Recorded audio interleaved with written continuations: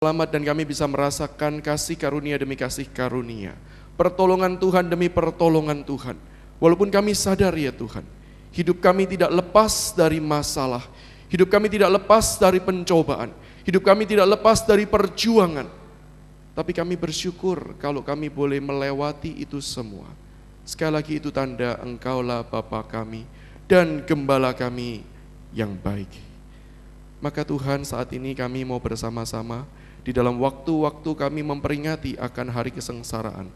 Kami mau merenungkan sekali lagi akan firman Tuhan. Tuhan bantu tolong kami, berkati kami, celikan kami akan kebenaran Tuhan, dan kemudian tolong bantu kami Tuhan, untuk boleh menghidupi firman yang telah kami pelajari ini.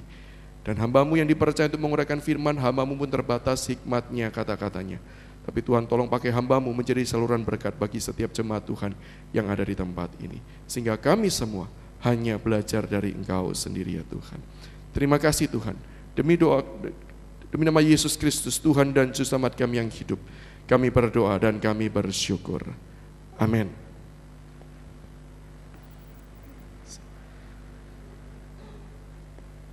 Bapak Ibu, hari ini tema yang diberikan untuk kita renungkan bersama-sama adalah Yesus Gembala yang baik.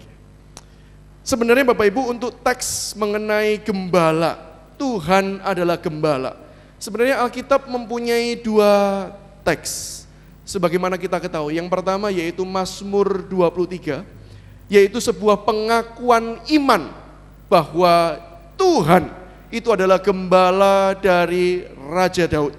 Tuhan itu dirasakan oleh beliau di dalam perjalanan hidupnya yang penuh dengan kesulitan, yang penuh dengan kesusahan. Bagaimana beliau harus lari, bukan saja lari dari penderitaan Saul, orang yang kemudian cukup dekat dengan dia karena anaknya adalah sahabatnya. Tapi bagaimana Daud juga kemudian pernah lari dari anaknya sendiri, Absalom.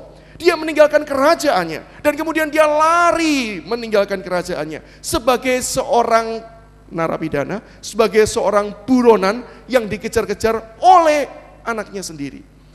Tapi yang luar biasa, di tengah-tengah kondisi seperti itu, Daud masih bisa berkata, God is my shepherd, I shall no want. Ini teks pertama Bapak Ibu, yang sebenarnya saya mau pilih teks ini untuk uraikan malam hari ini. Dan kok rasanya memang cocok gitu ya, dengan sharing tadi, dengan peristiwa yang baru saja kita alami, di mana kita tidak tahu tentang masa depan hidup kita. Duduk di gereja pun bisa sesuatu hal yang terjadi dalam hidup kita. Tapi saya bersyukur Bapak Ibu, saya pikir tidak perlu terlalu banyak berteori. Kesaksian yang tadi diberikan telah dengan sangat baik menggambarkan God is my shepherd, I shall no want. Apa yang kita butuhkan lagi kalau Tuhan itu adalah gembala yang mengiringi perjalanan hidup kita. Sama seperti Daud, dia berkata tetap saja ada lembah-lembah kekelaman. Tetap seperti Daud, tetap saja dia merasakan kesusahan hidup. Sekali lagi, mengikut Tuhan tidak lepas. Bahkan Daud di dalam Mazmur 23 dengan sangat tegas dan sangat jelas berkata, ketika dia mengikut Tuhanlah kesulitan itu datang, bukan sebelum. Ketika dia mengikuti jalan panggilan Tuhanlah pergumulan itu menimpa hidupnya. Tetapi Daud bisa berkata dan menyimpulkan, sekalipun aku berjalan dalam lembah kekelaman, aku tidak takut bahaya, sebab Engkau besertaku. Saya percaya itulah yang dirasakan oleh keluarga Ibu Dienhua, bagaimana Tuhan beserta waktu demi waktu, proses demi proses. Yang saya pikir khotbah ini sudah disampaikan dengan sangat baik. Dan saya percaya kok bukan cuma keluarga Ibu Dienhua. Saya percaya kok setiap kita sudah merasakan itu, bukan? Kalau kita mengalami pergumulan-pergumulan kehidupan sekarang ini, di dalam pergumulan-pergumulan kehidupan yang masa lalu. Tapi kalau kita hari ini kita bisa bernafas lega. Hari ini kita bisa menoleh ke belakang dan kita bisa melihat masalah yang dulu membuat kita nangis, masalah yang dulu membuat kita bergumul. Hari ini toh juga ada yang sudah selesai, walaupun mungkin ada yang belum selesai. Bukankah kita juga bisa berkata, God is my shepherd, I shall no want. Tuhan adalah gembalaku, takkan kekurangan aku. Sehingga Bapak Ibu, saya kok pikir Sudahlah, sudah disampaikan melalui kesaksian dengan sangat baik. Dan kita juga sudah merasakan bagaimana penyertaan Tuhan sebagai gembala yang baik. Maka saya mengambil nats bukan dari Mazmur 23 untuk kita renungkan. Tapi saya mengajak kita merenungkan bagian dari Yohanes pasal 10, ayat 11 sampai 18. Mari kita buka bersama-sama Yohanes pasal 10 ayat 11 sampai 18. Bagian yang juga menyatakan Tuhan adalah gembala yang baik. Dan kali ini bukan Daud yang mengutarakan, bukan orang lain yang mengutarakan, tetapi Yesus sendirilah yang kemudian mengatakan demikian. Akulah gembala yang baik. Gembala yang baik memberikan nyawanya bagi domba-dombanya. Sedangkan seorang upahan yang bukan gembala dan yang bukan pemilik domba-domba itu sendiri, ketika melihat serigala datang, meninggalkan domba-domba itu lalu lari, sehingga serigala itu menerkam dan mencerai-beraikan domba-domba itu. Ia lari karena ia seorang upahan dan tidak memperhatikan domba-domba itu. Akulah gembala yang baik, dan aku mengenal domba-dombaku, dan domba-dombaku mengenal aku, sama seperti Bapa mengenal aku, dan aku mengenal domba-domba yang lain. Dan aku mengenal Bapa, dan aku memberikan nyawaku bagi domba-dombaku. Ada lagi padaku domba-domba lain yang bukan dari kandang ini. Domba-domba itu harus kutuntun juga, dan kutuntun juga dengan satu gembala. Bapa mengasihi aku, oleh karena aku memberikan nyawaku untuk menerimanya kembali. Tidak seorang pun mengambilnya daripadaku, melainkan aku memberikannya menurut kehendakku sendiri. Aku berkuasa memberikannya dan berkuasa mengambilnya kembali. Inilah tugas yang kuterima dari Bapakku. Sedikit berbeda dengan Mazmur 23 yang merupakan sebuah doa, sebuah pujian, sebuah renungan penghayatan akan besarnya kesetiaan Tuhan yang tidak habis-habisnya. Kali ini Tuhan Yesus ketika mengucapkan kalimat aku adalah gembalaku, bukan di dalam konteks seperti Daud. Bukan di dalam cerita yang enak seperti Daud.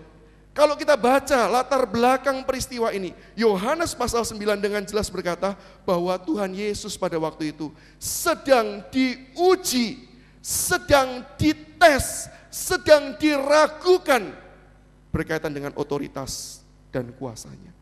Setelah Tuhan Yesus menyembuhkan seorang yang buta sejak lahir, yang mestinya tidak bisa disembuhkan oleh manusia biasa, yang mestinya dianggap ini adalah kutukan dari Allah, Yesus sanggup menyembuhkan. Bukankah itu dengan jelas menyatakan siapa dia? Dia adalah Allah. Tapi orang-orang Farisi yang melihat hal itu Bapak Ibu, mereka mengeraskan hati. Mereka telah melihat buktinya dengan jelas, dengan langsung. Yesus sanggup melakukan apa yang tidak manusia sanggup lakukan. Harusnya orang-orang Farisi dengan sangat jelas langsung mengarahkan pengertian mereka. Inilah Mesias yang mereka nanti-nantikan. Tapi justru aneh, mereka justru semakin meragukan siapakah Yesus itu. Mereka justru sekarang membuat rapat terbuka. Atau mungkin dalam bahasa sekarang, mereka menggelar hak angket untuk Tuhan Yesus. Mereka meragukan setelah Tuhan Yesus menunjukkan semuanya itu. Dan di dalam kesempatan itulah, setelah Tuhan Yesus melakukan segala perkara itu, kemudian Tuhan Yesus menggunakan perumpamaan gembala yang baik, dimulai dari pasal 1 sampai pasal 8, sampai dari ayat 1 sampai ayat 18 ini, untuk menjawab mereka. Atau dengan kata lain, bagian ini adalah merupakan bagian pembelaan Tuhan Yesus tentang siapakah dirinya sendiri. Atau dalam bahasa yang lebih terlihat sekarang lebih populer, Tuhan Yesus sedang melakukan apologetika. Tuhan Yesus sedang menyatakan kebenaran dirinya. Tuhan Yesus sedang menyatakan di tengah-tengah serangan, dia membela kebenaran, yaitu dirinya sendiri. Menggunakan seluruh perumpamaan tentang gembala yang baik itu. Jadi bagian ini harus kita mengerti di dalam rangka seperti ini Bapak Ibu. Berbeda dengan Mazmur 23 tadi ya. Mazmur 23 itu penghayatan pribadi kita. Kita mengenal Tuhan sebagai Tuhan yang baik, yang menyertai kita. Tetapi ketika Yesus menyatakan, akulah gembala yang baik, dia sedang berusaha membela, menyatakan dengan tegas, imannya. Menyatakan dengan tegas dirinya sendiri. Siapakah dia? Di tengah-tengah ketidakpercayaan orang-orang yang harusnya percaya. Nah Bapak Ibu, kenapa kok akhirnya di antara dua teks Mazmur dan Yohanes ini saya ambil Yohanes? Karena saya melihat Bapak Ibu, kalau perenungan pribadi, saya percaya seperti tadi saya katakan, kita semua pernah mengalami. Kita semua pernah merasakan penyertaan Tuhan. Dan bukankah itu hidup? Lebih hidup daripada cerita khotbah saya, bukan? Lebih hidup karena kita sudah merasakannya pribadi. Tapi alasan yang lebih lagi adalah, Bapak Ibu, justru untuk itulah sekarang kita ada dalam dunia ini. Untuk seperti kondisi Tuhan Yesus di tengah-tengah dunia sekarang ini. Dunia yang sedang mempertanyakan iman kita. Dunia yang sedang menyerang terus iman kita. Kenapa kamu menjadi Kristen? Apa sih hebatnya Kristen? Apa sih khususnya menjadi orang percaya? Di tengah-tengah dunia di mana iman kita berusaha ditarik turun. Oh Bapak Ibu, kalau kita mau menarik turun iman kita, kalau kita mau cukup berkata, saya percaya Yesus Kristus cuman manusia biasa, guru moral yang baik, nabi Tuhan, Bapak Ibu, kehidupan kekristenan akan lebih menjamur. Kehidupan kekristenan akan jauh lebih tenang. Kenapa? Karena semua kelompok, golongan, agama dan masyarakat akan kemudian menjabat tangan kita dan berkata, kita berteman. Kenapa? Ya kalau Yesus cuma manusia, Yesus cuma guru, Yesus cuma nabi, kami juga percaya dan kami mau menerima hal itu. Tapi justru ketika iman Kristen adalah iman yang berkata, no, saya adalah orang Kristen, artinya apa? Saya menyembah Yesus karena memang Yesus adalah Tuhan yang berinkarnasi menjadi manusia dan menebus dosa saya. Ini menjadikan kita tidak pernah hidup tenang. Ini tidak pernah menjadikan hidup kita nyaman. Ini akan selalu membuat kita berjuang dan bergumul menjadi orang Kristen. Dan itulah yang sekarang terus-menerus dialami. Dan mungkin itu juga yang kita alami di tengah-tengah lingkungan kita. Ketika kita dengan teguh memegang dan kita berkata, no, kita berbeda. Kita percaya Yesus bukan cuma manusia, kita percaya Yesus adalah Tuhan yang hidup. Maka kita akan terus dimusuhi, kita akan terus diserang, kita akan terus dipertanyakan dan diragukan. Maka di sini Bapak Ibu, panggilan bagi kita, saya pikir adalah panggilan yang sama seperti yang Yesus lakukan di dalam bagian Yohanes. Kita perlu menegaskan iman kita di tengah-tengah dunia ini. Di tengah-tengah zaman sekarang ini. Kita perlu menegaskan keunikan iman kita dan apa sih dampaknya dari keunikan iman kita. Supaya apa? Bapak Ibu perhatikan satu. Kalau kita sebagai orang Kristen, kita tetap menjadi sama seperti dunia ini. Bapak Ibu, orang-orang itu tidak mengenal Tuhan gara-gara dosa kita.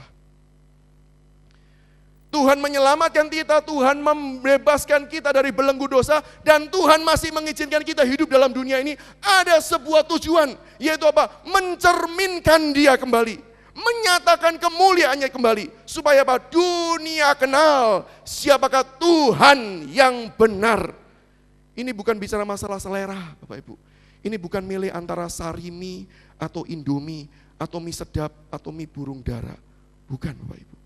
Kalau masalah selera, semua boleh milih masing-masing. Tapi ini masalah kebenaran.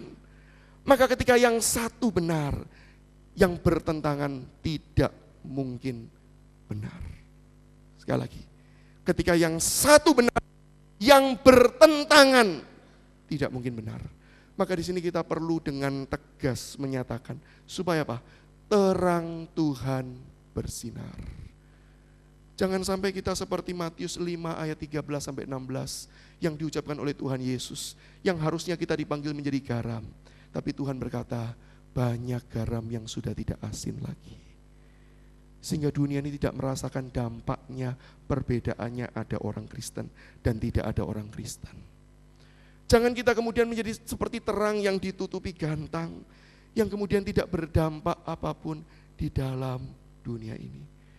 Tapi Tuhan memanggil kita Bapak Ibu, dan salib ini ada untuk menebus kita.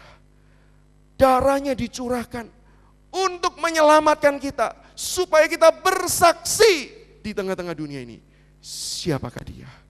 Dan memberitakan kebenaran yang datang dari Tuhan. Caranya bagaimana Bapak Ibu? Ada dua cara Bapak Ibu. Yang pertama yaitu kita bisa melakukannya dengan pemberitaan Injil. Kita bisa melakukannya dengan cara kita menceritakan Yesus Kristus itu siapa. Kita menceritakan, memberitahu pemahaman yang benar menurut Alkitab, yang merupakan wahyu Tuhan bagi manusia berdosa. Siapakah Tuhan itu? Dan kita juga bisa bersaksi. Pemberitaan Injil itu pengajaran tentang siapakah Yesus, keselamatan yang ada di dalamnya. Sementara bersaksi itu merupakan bagaimana kita menceritakan kesaksian hidup kita berjalan bersama dengan Tuhan. Dua-duanya menjadi bagian kita Bapak Ibu. Jangan cuma bersaksi saja. Cuma bersaksi, banyak kesaksian Bapak Ibu dari orang-orang non-Kristen yang juga hebat-hebat. Saya punya kakak ipar Bapak Ibu. Dia bukan orang Kristen, dia masih mempercayai sebuah kepercayaan tertentu, dia menyembah kepada dewa-dewa dan kepercayaannya dia. Dan dia punya banyak pengalaman spiritual, bagaimana ditolong oleh Tuhannya itu. Pernah satu kali dia mimpi bahwa dia ketemu pegawainya yang sedang kerja sama dia, dan kemudian dia melihat pegawainya itu punya banyak uang, dan kemudian dia tanya, uang dari mana? Terus pegawainya ngaku dengan jujur, ini semua mencuri dari hasil pekerjaannya. Itu mimpi. Besok paginya dia bangun, dia mikir-mikir kenapa ya kok bisa mimpi seperti itu. Dia ketemu orang itu, pembantunya, pegawainya yang biasanya enggak apa-apa, hari itu pegawainya bisa ketakutan melihat dia. Dipanggil sama dia, ditanyain, kamu curi uang ya? Biasanya kalau pencuri tanya kamu pencuri, jawabannya pasti bukan, nuduh kamu itu sembarangan. Dia bisa bilang, iya saya nyuri.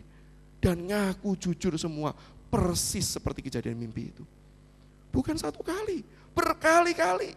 Maka kalau berbicara soal cuma sekedar kesaksian, oh Bapak Ibu, yang bisa kesaksian bukan cuma kita. Semua juga bisa. Kenapa? Alkitab mengatakan iblis bisa memberikan, bisa menyamar sebagai malaikat terang. Bisa menipu orang seolah-olah itu kebenaran. Maka kita tetap perlu menyatakan yang benar melalui pekabaran Injil. Tapi ini cara pertama, dan saya tidak mau gali ini Bapak Ibu. Saya tidak mau mengajak kita berkonsentrasi di titik ini, tapi saya mengajak kita melihat di dalam cara yang kedua. Yang saya pikir cara pertama yang harusnya kita ambil sebelum langkah ini, yaitu apa? Melalui kesaksian hidup. Melalui kesaksian hidup, melalui perilaku hidup kita yang berbeda. Ini bukan bersaksi. Kalau bersaksi itu menceritakan pengalaman rohani. Kesaksian hidup itu bercerita tentang apa? Bagaimana seluruh kehidupan kita diatur, dijalani dengan sebuah pola yang berbeda dengan dunia ini. Sehingga Bapak Ibu ketika hidup kita berbeda dengan dunia ini. Gaya hidup kita, cara pikir kita, cara kita mengatasi masalah, cara kita mengatur keluarga, cara kita mengatur keuangan, cara kita berelasi, semua itu diwarnai dengan wawasan dunia Kristen. Disitulah kita akan hidup dengan berbeda, dengan unik, dan itu akan menarik orang memperhatikan hidup kita. Dan itulah yang berbicara tentang kesaksian hidup. Bagaimana rintangan orang mau menerima Injil? Pertama-tama Bapak Ibu, rintangannya bukan pengetahuan, tapi rintangannya adalah seringkali mereka melihat orang Kristen hidup seperti orang non-Kristen, bahkan lebih buruk lagi. Satu contoh, saya tidak mau berpanjang lebar di sini. Satu contoh dari sejarah yang sangat terkenal Bapak Ibu, Bapak Mahatma Gandhi. Dia seorang yang sangat-sangat mencintai Tuhan kita, Yesus Kristus. Bahkan dia sangat mengidolakan Yesus Kristus. Suatu ketika dia membaca kitab suci, membaca Injil, khususnya membaca khotbah di bukit, dia berkata, ini kebenaran yang saya cari-cari selama ini. Dia sangat terkagum-kagum, dia sangat terheran-heran, dan dia berjanji, saya akan cari tokoh agama untuk mengajari saya ini. Mau tidak mau harus pergi ke gereja. Dan ketika dia pergi ke gereja, dia melangkahkan kaki ke gereja, disambut oleh penyambut tamu yang bukan tersenyum dan mengulurkan tangan. Tapi penyambut tamu yang tidak tersenyum sambil menutup tangan dan berkata, sorry, gereja ini bukan untukmu. Sorry, kamu tidak boleh masuk di tempat ini. Dia berkata, saya ini walaupun orang India, bukan orang bule, tapi saya sudah membaca kitab sucimu. Dan saya mau belajar lebih lanjut tentang Yesusmu. Sorry, kamu tidak bisa masuk. Dan disitulah Mahatma Gandhi memutuskan, seumur hidup dia tidak akan menginjakkan kaki di gereja. Dan kemudian dia mengatakan kalimat ini, I like your Christ, I do not like your Christian. Your Christian are so unlike your Christ. Hidup orang Kristen tidak sama dengan hidup Kristus itu sendiri. Dan itu yang menjadi penghalang bagaimana dunia ini bisa mengenal kebenaran Kristus. Yang hari ini Bapak Ibu, di dalam waktu-waktu kita merenungkan hari penderitaan Tuhan, hari-hari di mana kita merenungkan akan kasih Tuhan yang dicurahkan bagi kita, kasih yang menebus kita dan mengutus kita kembali dalam dunia. Ini tidak boleh lagi terjadi dan terulang di dalam sejarah. Tidak boleh terjadi lagi dan tidak boleh terulang, bahkan termasuk di kota Surabaya. Maka kita mau belajar Bapak Ibu, bagaimana caranya kita bisa menjadi kesaksian hidup yang baik. Bagaimanakah kehidupan yang bersifat apologetis itu. Dari teladan Tuhan Yesus Bapak Ibu, secara singkat saya ingin bagikan ada 2 hal yang perlu kita perhatikan. Yang pertama, hidup yang berapologetis, hidup yang menyatakan Kristus, hidup yang menyatakan kebenaran adalah hidup yang mengasihi Tuhan. Dan kasih itu diwujudkan dengan wujud ketaatan kepada Tuhan. Bapak Ibu, kalau kita melihat di dalam Yohanes ini, Tuhan Yesus itu menyatakan diri sebagai gembala yang baik dengan mengungkapkan 1 ciri utama. Ada 2 mestinya, tapi 1 yang saya tekankan karena diulang 3 kali dalam catatan ini, yaitu gembala yang baik mengorbankan nyawanya bagi domba-dombanya. Ayat 11, ayat 15, ayat 17, Tuhan Yesus menekankan ini. Aku gembala yang baik, maka kamu lihatlah buktinya. Apa? Aku menyerahkan diriku bagi domba-dombaku. Tetapi yang menarik Bapak Ibu, Tuhan Yesus mengkaitkan penyerahan diri itu di ayat yang ke-18 dengan ketaatannya kepada Bapa di surga. Memang seolah-olah peletakannya paling terakhir, ayat puncaknya, ayat 18, seolah-olah paling belakang. Tetapi Bapak Ibu, ini bukan yang paling tidak penting. Justru ini yang puncak, justru ini yang penting. Kenapa? Karena dikatakan bahwa di dalam ayat ke-18 itu, Yesus mengorbankan dirinya karena mengikuti rencana Bapa. Yang namanya rencana Bapak Ibu tidak pernah dadaan. Apalagi kita tahu rencana keselamatan bukan dilakukan setelah manusia jatuh di dalam dosa. Tetapi sejak kekekalan Allah telah merancangkan keselamatan. Jadi inilah yang pertama-tama. Kehendak Allah yang paling mula. Allah merencanakan. Dan Yesus katakan, kalau sekarang aku hidup, menyerahkan hidupku bagi orang lain, itu hanyalah memenuhi rencana Bapa di surga. Di dalam Yohanes pasal 4 ayat 34, ketika Yesus sudah lapar, Yesus sudah haus, murid-muridnya diutus pergi cari makan. Yesus masih melayani perempuan Samaria. Perempuan yang kemudian menjadi alat di tangan Tuhan, membawa satu kota itu mengenal kebenaran Yesus Kristus. Dan ketika murid-murid datang, murid-murid tanya, loh guru kamu makan apa? Gurunya menjawab, makananku ialah melakukan kehendak Bapakku di surga. Yang seolah-olah Yesus ingin berkata bahwa walaupun aku tuh lapar, walaupun aku haus, tetapi yang membuat aku itu ada, passionku, gairah hidupku adalah mengerjakan apa yang Bapa rancangkan dari semula itu. Kerinduanku adalah itu, aku menjalankan apa yang Ia rencanakan. Maka bagian ini sekali lagi menegaskan bahwa Yesus ketika mengorbankan, pertama-tama bukan cinta kepada manusia, bukan. Tapi pertama-tama Yesus mengorbankan dirinya karena dia mencintai Bapanya. Dan karena dia mencintai Bapanya, maka dia mau taat kepada Bapanya. Ketaatan inilah yang menjadi poin penting. Dan ketaatan inilah yang juga menjadi harusnya bagian dalam upaya apologetika, upaya pembelaan iman, upaya penyataan kebenaran Tuhan di dalam dunia ini. Kita bisa meyakinkan, kita bisa mengajak orang datang kepada Tuhan, tapi orang bisa tanya, kalau mereka lihat hidup kita tidak sama dengan firman Tuhan, mereka bisa tanya, buat apa aku ikut kamu? Kalau kita ajak, ayo cintai Tuhan Yesus, ayo ke gereja, kita memuji-muji Tuhan, kita menyembah Tuhan, ayo datang mengenal Tuhan Yesus. Tetapi hidup kita sendiri tidak tunduk dan takluk. Bukankah orang di luar sana bisa berkata, buat apa? Kamu saja tidak melakukan, kenapa aku harus melakukan? Maka ketaatan ini menjadi sebuah bagian penting Bapak Ibu, yang perlu kita perhatikan. Kita dipanggil Tuhan, menyatakan kebenaran Tuhan, dan Tuhan meminta kita untuk belajar taat. Tapi ini tidak gampang.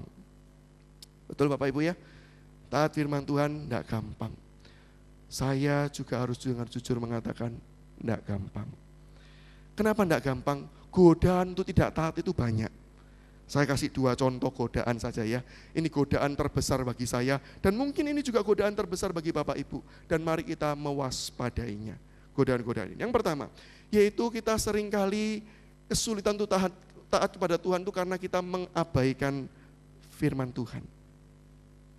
Kita mengabaikan. Kita sudah mengabaikan itu artinya apa sih? Kita sudah diberitahu, tetapi kita itu tidak mau dengar baik-baik. Kita sudah diberitahu dengan jelas, tapi kita tetap masih mengeraskan telinga kita. Dengar, tidak mau cepat-cepat bertindak, itu mengabaikan. Contohnya adalah Nabi Eli di dalam kisah 1 Samuel pasal 3, tidak perlu kita baca. Bapak Ibu, Eli yang sudah ditegur Tuhan, bahkan melalui anak muda yang namanya Samuel, yang kemudian mendengar suara Tuhan langsung berbicara, menceritakan tentang kehidupan Eli yang bobrok dan hukuman yang akan dinyatakan. Eli cuma menjawab, dia Tuhan, terserah dia mau berbuat apa. Kalimat itu bukan kalimat yang baik, kalimat itu bukan kalimat positif, kalimat itu adalah kalimat pembangkangan kepada Tuhan. Ketika firman Tuhan dinyatakan, firman Tuhan ditegurkan, firman Tuhan dinyatakan, diberitahukan kepada kita. Dosa ditegur, tapi kemudian kita berkata, ya sudahlah, pokoknya aku begini, masa bodoh dengan dia. Itulah pengabaikan. Bapak itu ada berapa kali kita mendengar suara Tuhan, mendengar firman Tuhan menegur, tapi kita masih mengeraskan hati. Ada berapa kali kita mendengar pernyataan kebenaran Tuhan dinyatakan, dan itu tepat sesuai dengan pergumulan kita. Tapi kita lah yang menutup telinga dan mata rohani kita, untuk kita mau belajar dan berubah.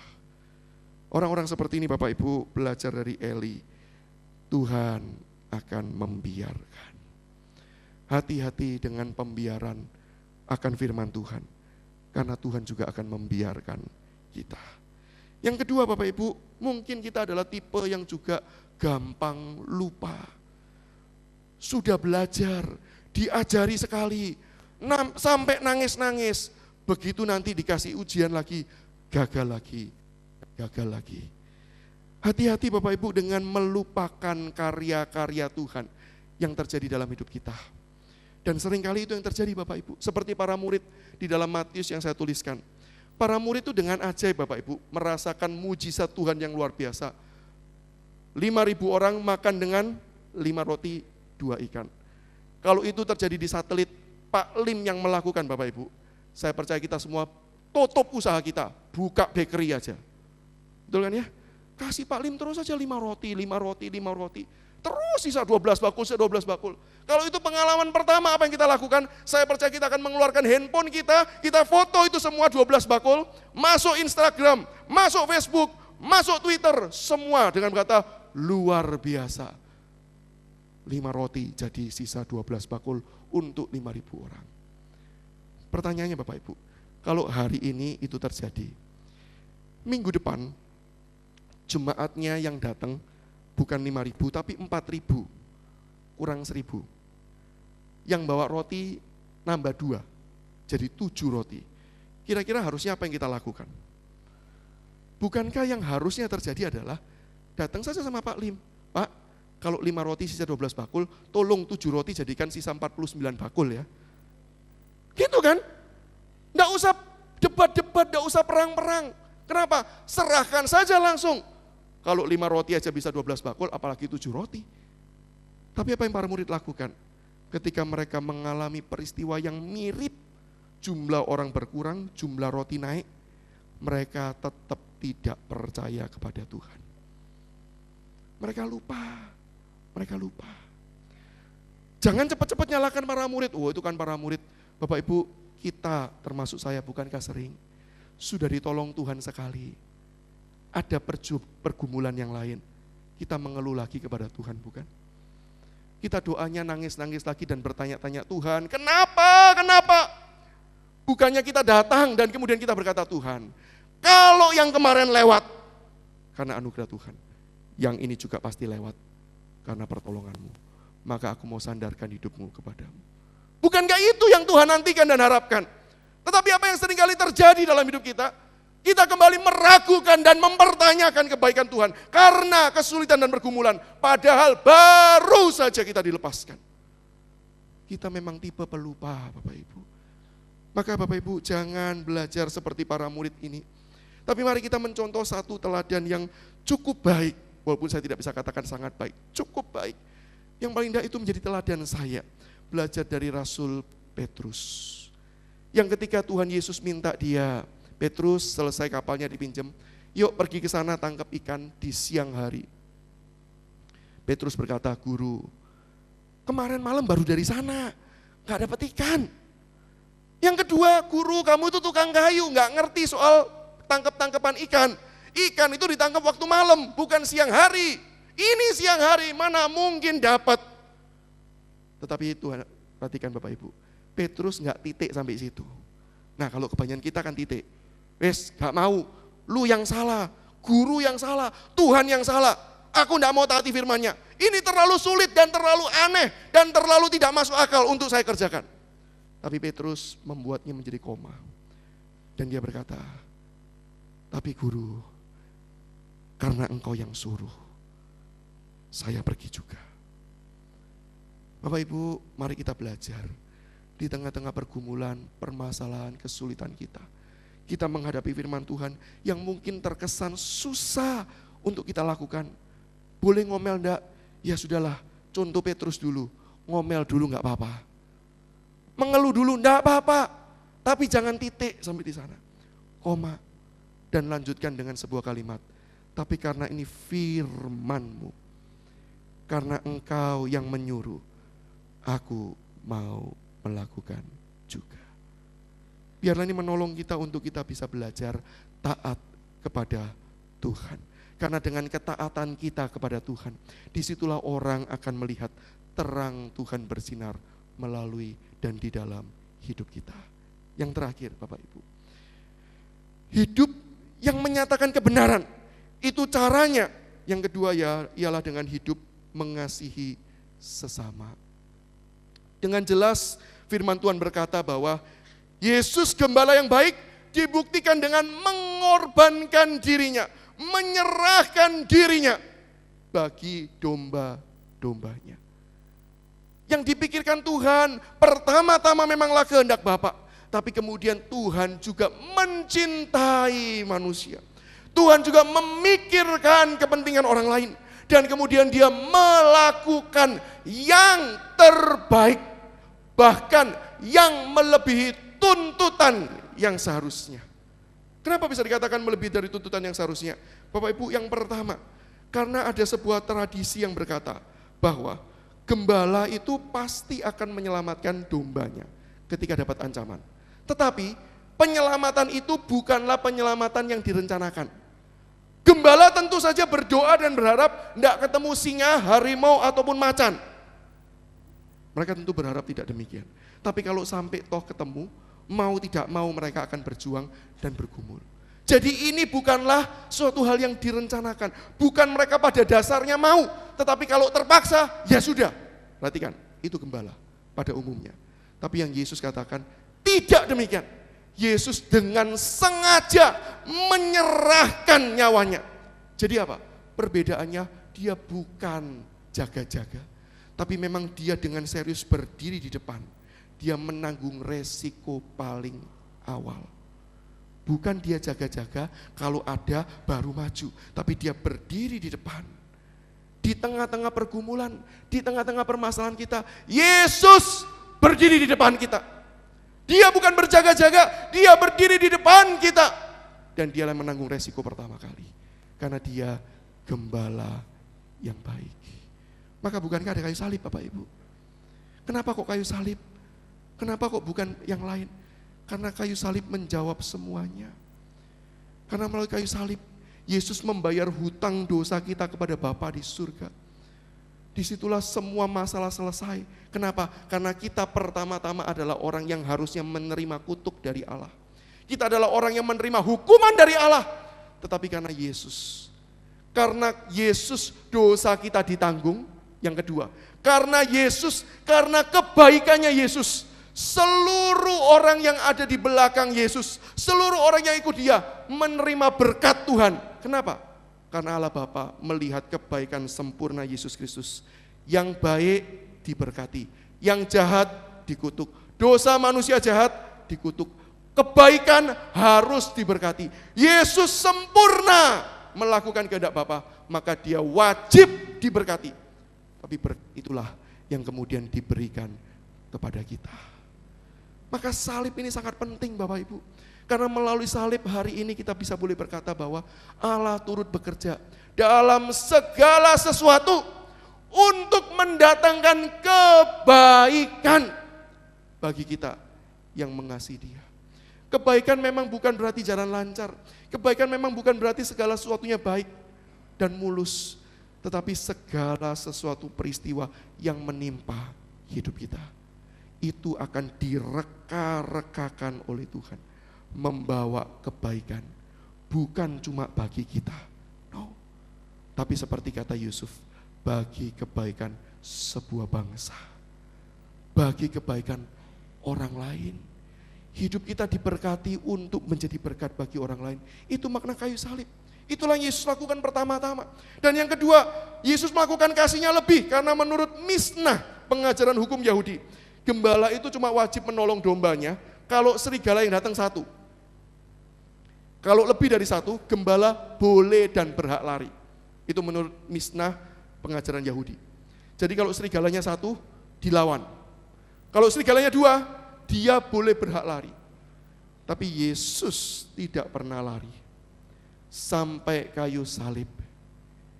Di Getsemani, di dalam titik pergumulan, Yesus berdoa, Bapa kalau boleh, cawan ini lalu. Kalau kita endingnya, kita kabur saja.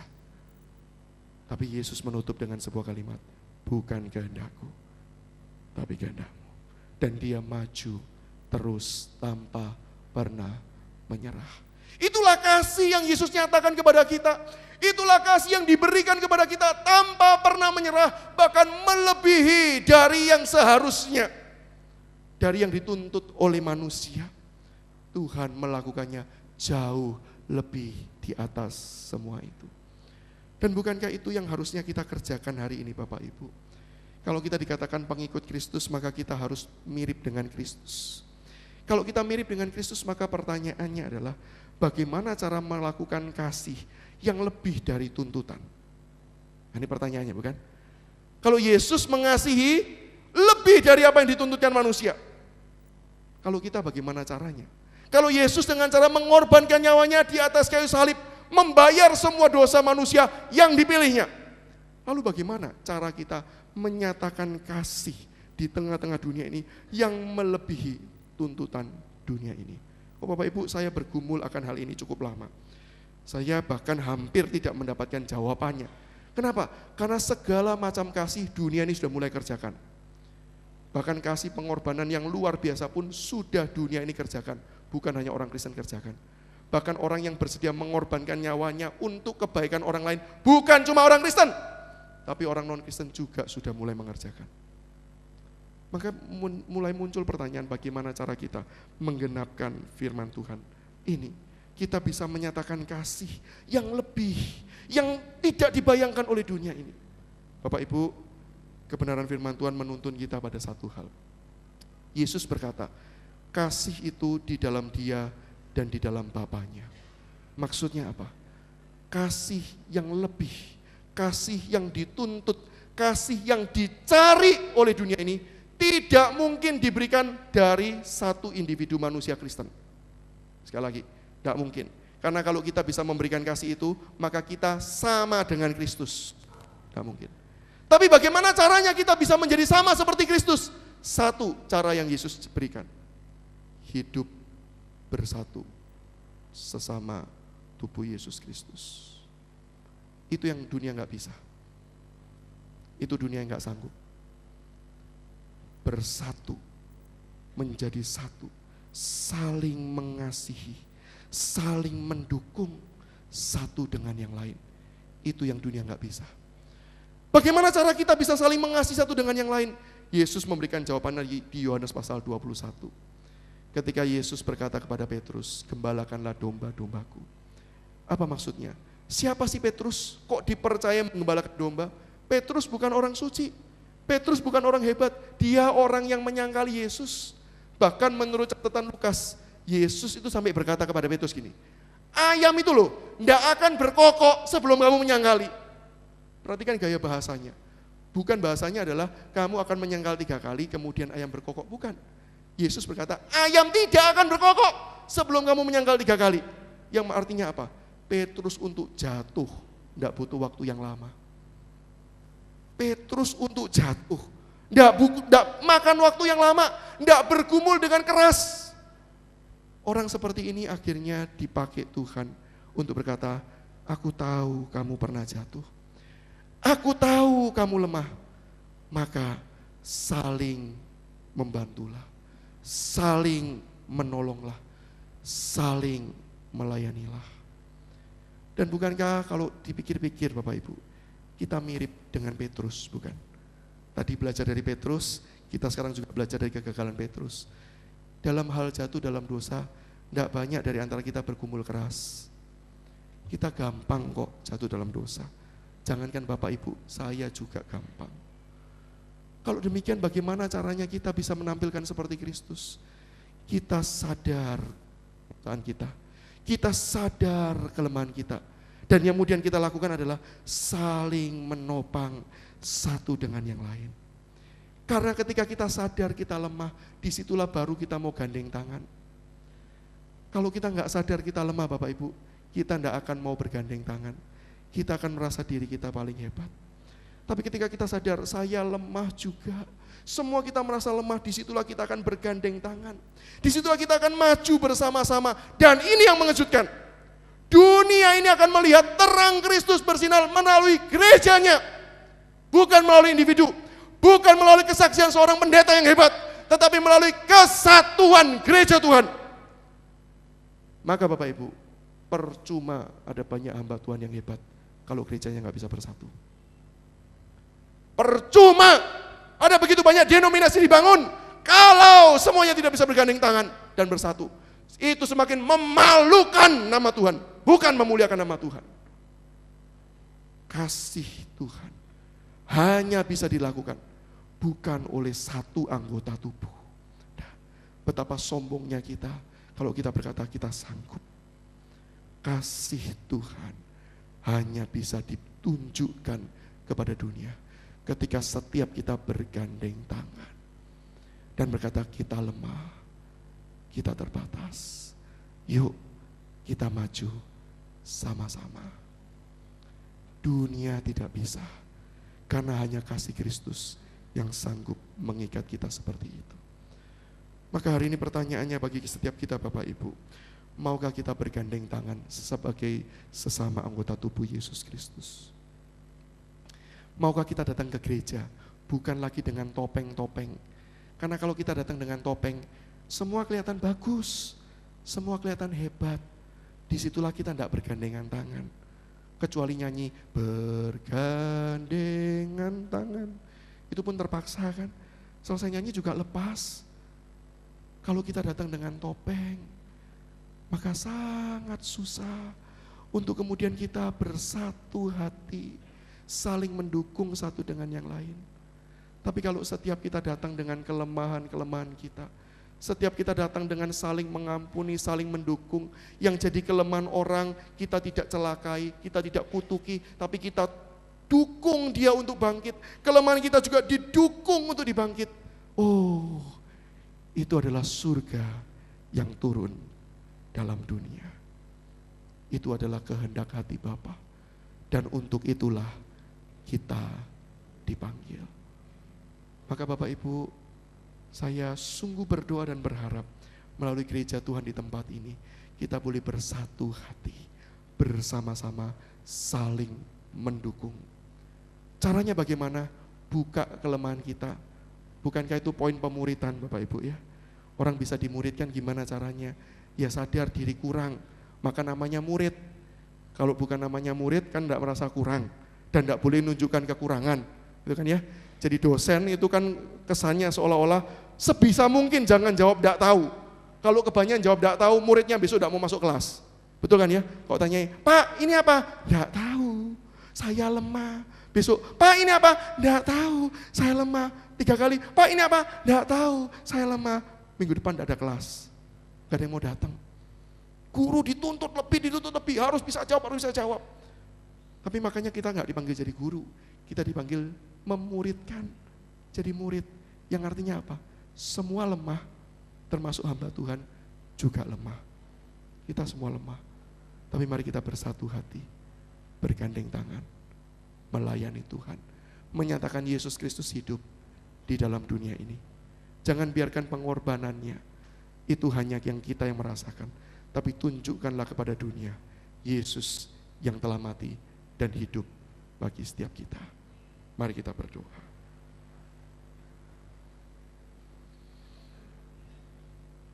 Bapa di surga, bantu dan tolong kami, supaya kami boleh menjadi saksi-saksi Tuhan di tengah-tengah dunia ini. Karena untuk itulah kami diutus, untuk menyatakan terang Tuhan, menyatakan kebenaran Tuhan, sampai dunia ini melihat terang-Mu yang ajaib, dan disitulah nama-Mu yang dimuliakan.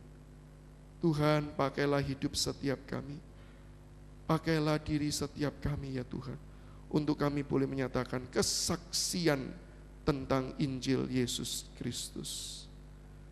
Bantu kami ya Tuhan, ajari kami, topang kami ya Tuhan. Biarlah kami boleh bergandeng tangan, bersatu hati, menyatakan kasih Kristus. Dan biarlah melalui kehidupan pribadi kami boleh semakin taat, tunduk penuh kepada firman Tuhan. Karena disitulah terang Tuhan juga makin bersinar. Berkati setiap kami termasuk hamba-Mu yang menguraikan firman, hamba-Mu pun perlu belajar akan hal ini. Sehingga kami semua Tuhan tidak ada yang lebih tinggi satu dengan yang lain. Tapi kami mau belajar bersama-sama menjadi murid-Mu sendiri. Engkau yang mendidik kami mau maju bersama-sama di dalam Engkau. Terima kasih Tuhan. Demi Yesus Kristus Tuhan dan Juru Selamat kami yang hidup, kami berdoa. Amin.